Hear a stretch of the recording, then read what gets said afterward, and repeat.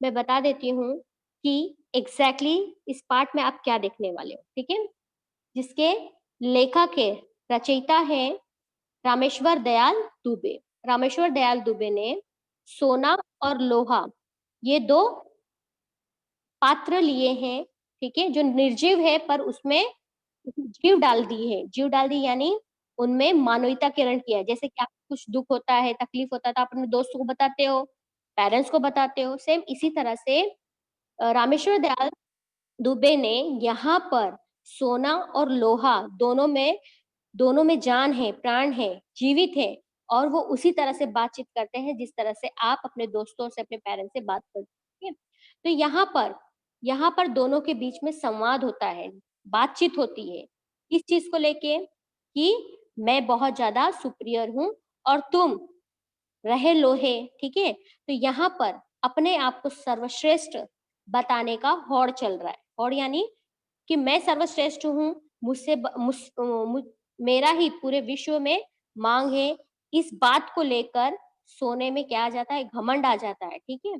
और लोहे को वो हर बात पर उसे नीचा दिखाने की कोशिश करता रहता है, ठीक है? तो यहाँ पर इस बात को प्रूफ करने के लिए सोना तरह-तरह के एग्ज़ाम्पल लोहे को लाकर देता है, पर लोहा इस बात को मानने के लिए बिल्कुल तैयार नहीं होता है, ठीक है? दोनों में एक होड़ लगी होती है कि इंसान अपने रूप, अपने रंग से पूरे विश्व में व्याख्यात नहीं होता है। उसका कर्म, उसके जो गुण हैं, उसे वो निखारता है, तब जाके वो लोगों का प्रिय होता है। ये बात लास्ट में लोहा सोने को समझा देता है, ठीक है? बात कुछ इस तरह से स्टार्ट होती है दोनों के बीच में कि सोने का मन करता है कि तिजोरी से बाहर निकल के वो घूमे, ठीक है? लोहा उसके ऊपर रिस्ट्रिक्शन रखता है, क्यों? क्योंकि लोहे का काम है उसकी रक्षा करना। उसे वो चोरी ना हो इसीलिए लोहे की मजबूत तिजोरी में उसे रखा जाता है, ठीक है? तो कुछ इस तरह से उसके मन में इच्छा होती है सोने की और वो बाहर निकल के घूमने जाती है। लोहा देख लेता है और उसे थोड़ा-सा डाँटता है। क्यों? बिना पूछे गई ना, बिना परमिशन के यदि आप क्लास के बाहर जाते हो तो टीचर आपको चिल्लाती है ना, "बेटा बिना परमिशन के जाना नहीं है।" पता कैसे चलेगा? है ना? कहीं आपको कुछ हो जाएगा तो टीचर को कैसे पता चलेगा? तो सेम लोहा भी उसे बड़े प्यार से डाँटता है, इतना ज़्यादा नहीं डाँटता कि उसको बुरा लग जाए, पर वो अहंकार में कौन? सोना अहंकार से चूर था। क्योंकि वो बहुत सुंदर था और लोग उसे चाहते थे, है ना? लोगों को सोना पसंद रहता है खरीदना। लोग बहुत शौक से सोना खरीदते हैं, रखते हैं तिजोरी में, ठीक है? और श्रृंगार भी बहुत लोग श्रृंगार भी करते हैं, जैसे चूड़ी, बंगल जो भी हो गया, ठीक है? वो सारी चीज़ खरीद कर पहनते भी हैं, श्रृंगार भी करते हैं। तो ये सारी चीज़ देखकर कि मेरी वजह से लोग सजते-संवरते हैं, इसके साथ ही साथ मुझे तिजोरी में रखना पसंद करते हैं। मैं कितना सर्वश्रेष्ठ हूँ, है ना? मेरा समाज में, घर में सबसे ऊँचा दर्जा है, इस तरह का झूठा ही अहंकार सोने में भर जाता है, ठीक है? तो बात कुछ इस तरह से स्टार्ट होती है और वो लोहे से आर्ग्यूमेंट करना शुरू कर देती है कि लोहा तुम होते कौन हो मुझे रोकने वाले? मेरा मन करे तब जब मैं तिजोरी से बाहर निकलूँ, घूमूँ-फिरूँ, तुम्हें क्या? लोहा बोलता है ठीक है तुम्हारी इच्छा है निकलो लेकिन मुझे बता के तो निकलते। तुमसे क्यों पूछूं? और तुम्हारी औकात क्या है कि मैं तुमसे पूछ कर बाहर निकलूं? ठीक है? इस तरह से बोल देते। लोहे को थोड़ा मन में ठेस पहुंच जाता है ना। कोई व्यक्ति अगर आपके लिए बहुत ईमानदारी से काम करता है, परिश्रम करता है ताकि आप सुरक्षित रहे, यदि आप उसे तू तड़ाके की बात करो, उसे नीचा दिखाओ, फील होगा ना? तो यहाँ पर लोहा दुखी हो जाता है।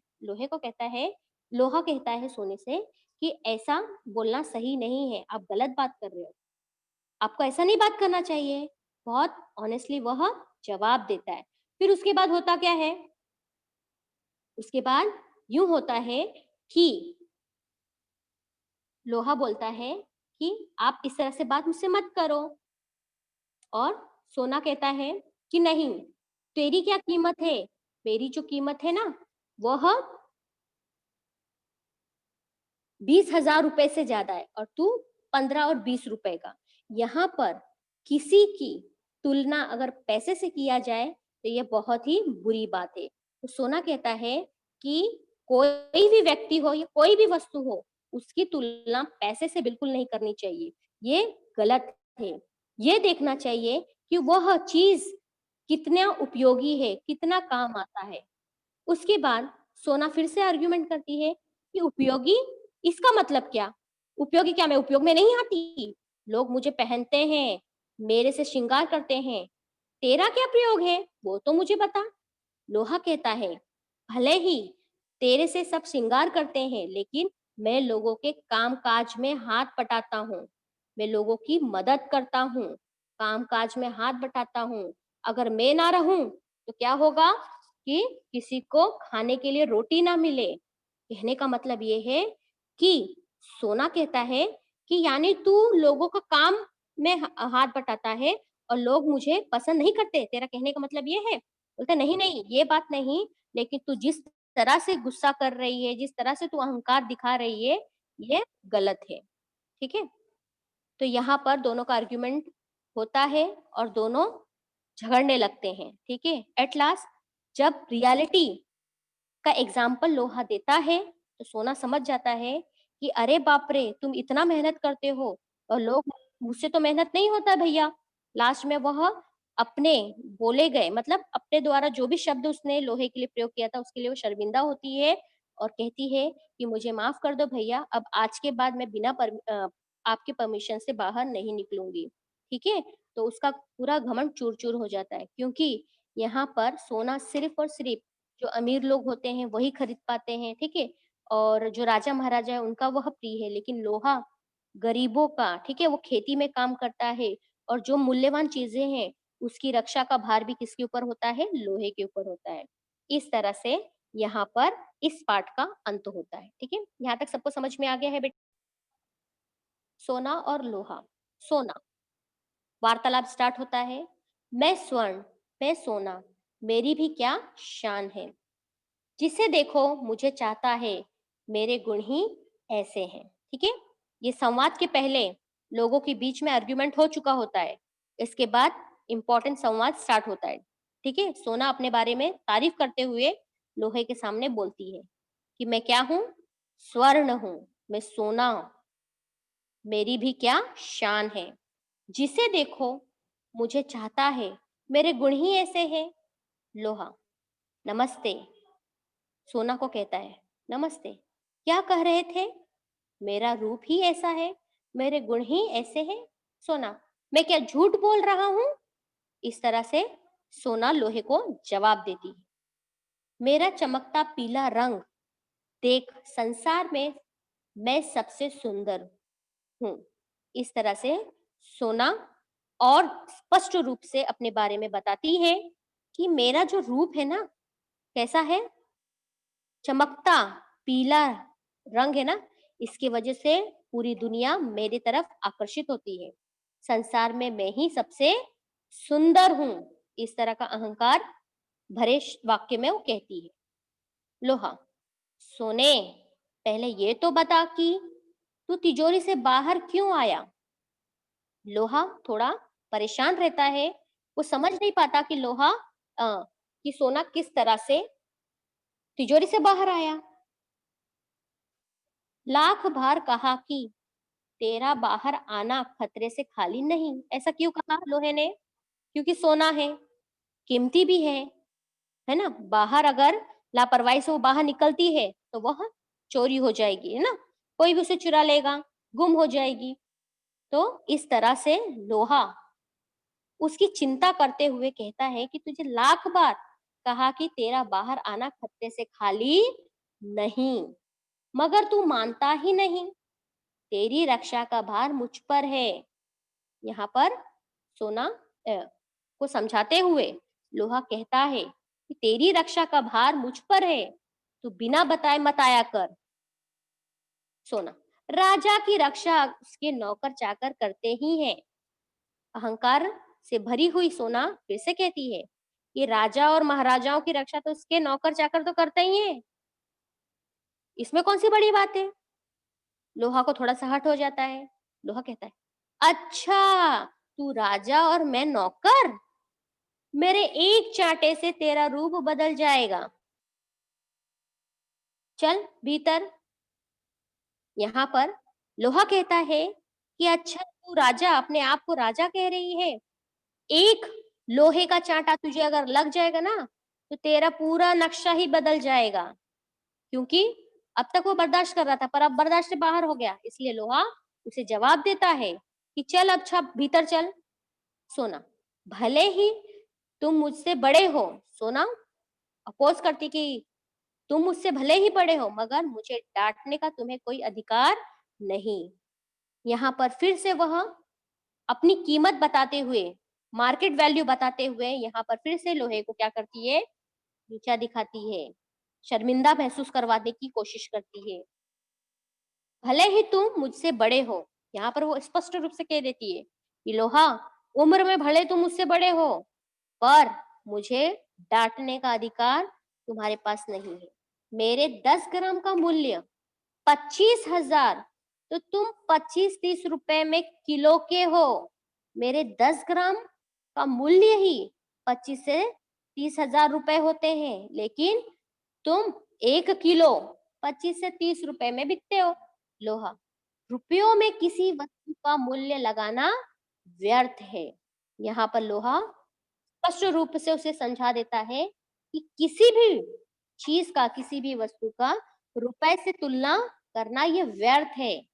देखना यह चाहिए कि कौन कितना उपयोगी है। सोने से पेट नहीं भरता। भले ही सोने से आप सज सकते हो, सोना लाके तिजोरी भर सकते हो, पर उससे तुम अपना पेट नहीं भर सकते। मैं सबका हाथ बटाता हूँ। अपने कार्य के बारे में यहाँ पर लोहा कहता है। सोना, अरे लोहे से कैसे पेट भरता है? लोहा कोई खाता है क्या? लोहे से कैसे पेट भरता है? लोहा, मैं अगर ना रहूं तो किससे बनेगा फावड़ा, कुदाल, खुरपी, खेती में काम करने वाली चीजें, फावड़ा, कुदाल, खुरपी। मकान बनाना हो तो लोहा चाहिए। युद्ध में लोहे के ही अस्त्र शस्त्र काम आते हैं। कोई बड़ा काम करना हो लोहे के बिना हो ही नहीं सकता। लोहे के बिना ये सारी चीज संभव नहीं है। रोटियां भी लोहे के तवे पर ही सेकी जाती है। सभी कुछ लोहे से बनता है। इस तरह से अपने कार्य का विवरण बताते हुए लोहा सोने को समझाता है कि मेरा क्या उपयोग है। सोना, अंगूठी, माला, बाली, हाथ में पहनने वाला अंगूठी, माला, कान में पहनने वाली बाली लोहे से नहीं बनते। उसके लिए मेरी तलाश होती है। मैं राजा महाराजाओं धनिकों का प्यारा हूँ, यानी इन्हीं लोगों के पास पैसे रुपए होते हैं जो खरीद सकते हैं। ठीक है, इस तरह से सोना कहती है कि मैं राजा महाराजा और धनिकों का, धनिकों मतलब पैसे वाले लोगों का क्या हूँ, प्यारा हूँ। मैं ऊंची जगह रहता हूँ, नीचे नहीं उतरता। यहाँ पे फिर एक बार लोहा को नीचा दिखाते हुए कहती है कि मैं राजा महाराजाओं के घर रहता हूँ और नीचे नहीं उतरता। इस तरह से सोना लोहे को जवाब देती है। ठीक है, नेक्स्ट पेज, ध्यान देना है सभी को। फिर लोहा कहता है, तू भले ही, ठीक है, यहाँ पे लोहा समझाता है उसे, तू राजाओं धनिकों का प्यारा है, मैं किसानों मजदूरों का प्यारा हूँ। गरीबों की सेवा करने में मुझे सुख मिलता है। राजाओं के दिन लद गए, अब तो श्रमिकों के दिन हैं। यहाँ पर कहने का मतलब ये है कि भले ही तू राजाओं और धनिकों का प्यारा है, पर मैं किसानों और मजदूरों का प्यारा हूँ। मैं उनकी मदद करता हूँ तो मुझे अपार सुख मिलता है, आनंद मिलता है, क्योंकि मेरी जरूरत होती है और मुझे बड़े प्यार से काम में प्रयोग करते हैं। ठीक है, राजाओं के दिन लद गए, अब राजाओं के दिन गए, अब श्रमिकों के, मेहनत करने वाले लोगों के दिन आए हैं। जो मेहनत करता है, जो काम करता है, उसी का जय जयकार होता है। इसीलिए राजाओं के दिन तो अब गए, अब कोई राजाओं को इतना पूछता नहीं। ठीक है, अब श्रमिकों का दिन है। ठीक है, किसका दिन है? मेहनत करने वाले लोगों का दिन है। फिर सोना कहता है, मुझसे तो मेहनत नहीं होती। यहाँ पर अब सोने का घमंड पूरी तरह से चूर चूर हो जाता है। अब वो डर जाता है कि राजाओं का दिन लद गए मतलब चले गए। अब राजाओं का, धनिकों का दिन चला जाएगा तो फिर मुझे और कौन पूछेगा? लोहा तो सही बात कह रहा है। मैं तो अमीरों के पास ही रह सकता हूँ, गरीबों के पास नहीं रह सकता हूँ। तो मैं उसकी मदद भी नहीं कर सकता हूँ, मदद करने के लिए मेहनत लगती है और सोने से मेहनत नहीं होती। क्यों नहीं होती? क्योंकि सोना लचीला होता है ना, इसके लिए। मुझसे तो मेहनत नहीं होती, मैं तो आराम से रहता आया हूँ और रहना चाहूँगा। इस तरह से सोना अपनी विपत्ति बताती है कि मुझसे मेहनत नहीं होगा। लोहा, आराम हराम है। फिर से सोने को समझाता है कि आराम क्या है? हराम है, आराम नहीं करना है। श्रम में ही जीवन की सफलता है। तुमने देखा है मैं कितना काम करता हूँ।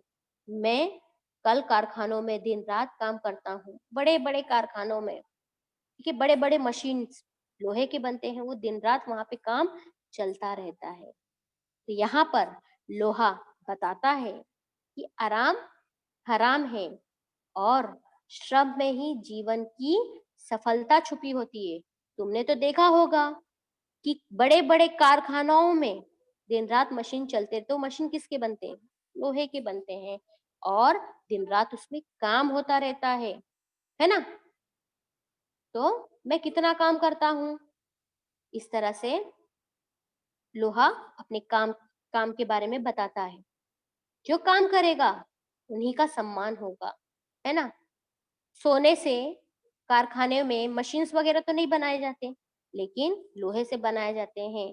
और मैं काम करता हूँ और जो काम करता है, जो स, जो काम के महत्व को समझता है, समय पे करता है, उसी का क्या होता है?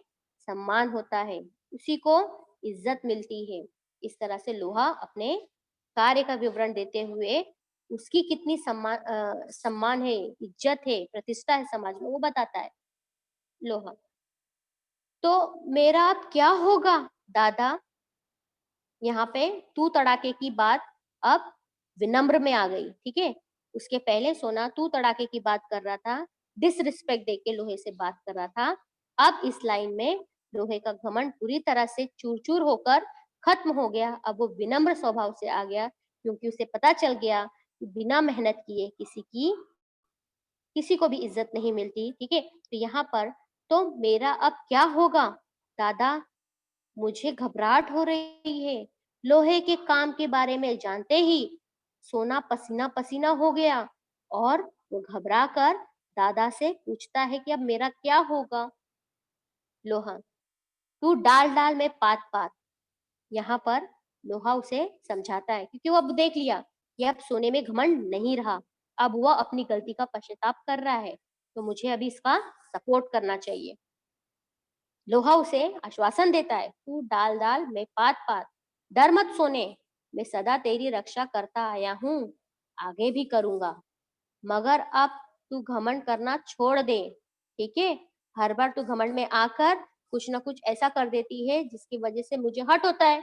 तो अब तू घमंड नहीं करेगी, छोड़ देना, ठीक है? तेरी रक्षा का जिम्मेदारी मैं सदियों से उठा रहा हूँ, आगे भी उठाऊंगा। तेरी रक्षा मैं करूंगा, तुझे डरने की जरूरत नहीं है। बस एक शर्त पर, तुझे अब घमंड पूरी तरह से छोड़ देना है, ठीक है? इस तरह से लोहा सोने को समझाता है और आश्वासन देता है कि तेरा साथ मैं कभी नहीं छोड़ूंगा, ठीक है? सोना, छोड़ दूंगा भैया, मगर मेरी रक्षा करना, मुझे चोरी होने से बचा लेना, है ना? मेरी रक्षा करना। इस तरह से सोना बड़े ही विनम्र स्वभाव से अपने भैया के सामने, मतलब लोहे को भैया बोल रहा है वो भी, तो उसे वह कहता है कि मुझे अब मेरी रक्षा करना है, ठीक है लोहा? अच्छा अच्छा, तू मेरा छोटा भाई है ना, चल भीतर चल, बिना पूछे बाहर मत आना। यहाँ पर पाठ की रीडिंग खत्म होती है।